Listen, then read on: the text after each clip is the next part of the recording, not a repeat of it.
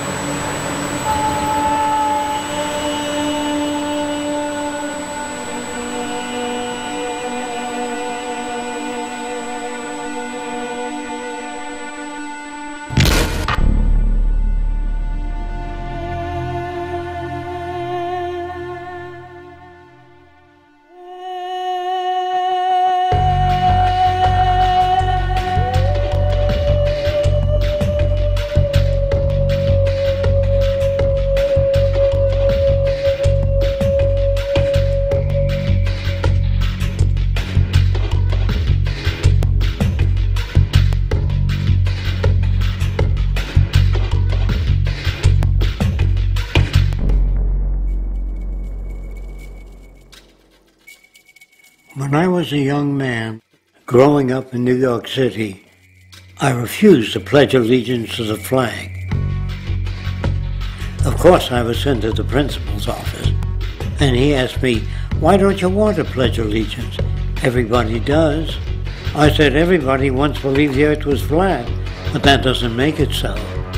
I explained that America owed everything it has to other cultures and other nations, and that I would rather pledge allegiance to the earth and everyone on it. Needless to say, it wasn't long before I left school entirely, and I set up a lab in my bedroom. There I began to learn about science and nature. I realized then that the universe is governed by laws, and that the human being, along with society itself, was not exempt from these laws. Then came the crash of 1929, which began what we now call the Great Depression. I found it difficult to understand why millions were out of work, homeless, starving, while all the factories were sitting there. The resources were unchanged. It was then that I realized that the rules of the economic game were inherently invalid. Shortly after came World War II, where various nations took turns systematically destroying each other. I later calculated that all the destruction and wasted resources spent on that war could have easily provided for every human need on the planet. Since that time, I have watched humanity set the stage for its own extinction. I have watched as the precious finite resources are perpetually wasted and destroyed in the name of profit and free markets. I have watched the social values of society be reduced into a base artificiality of materialism and mindless consumption. And I have watched as the monetary powers control the political structure of supposedly free societies. I'm 94 years old now, and I'm afraid my disposition is the same as it was 75 years ago. This shit's got to go.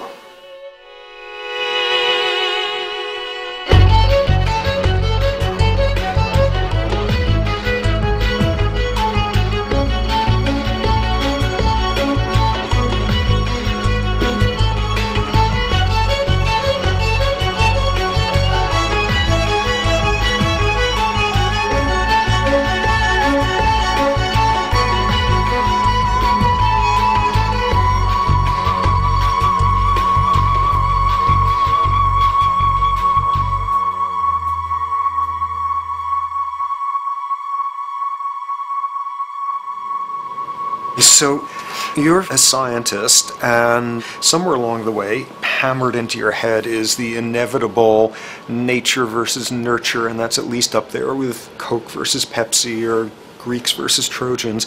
So nature versus nurture, this by now utterly oversimplifying view of where influences on how a cell deals with an energy crisis, up to what makes us who we are on the most individualistic levels of personality. And what you've got is this complete false dichotomy built around nature as deterministic. At the very bottom of all the causality of life is DNA and the code of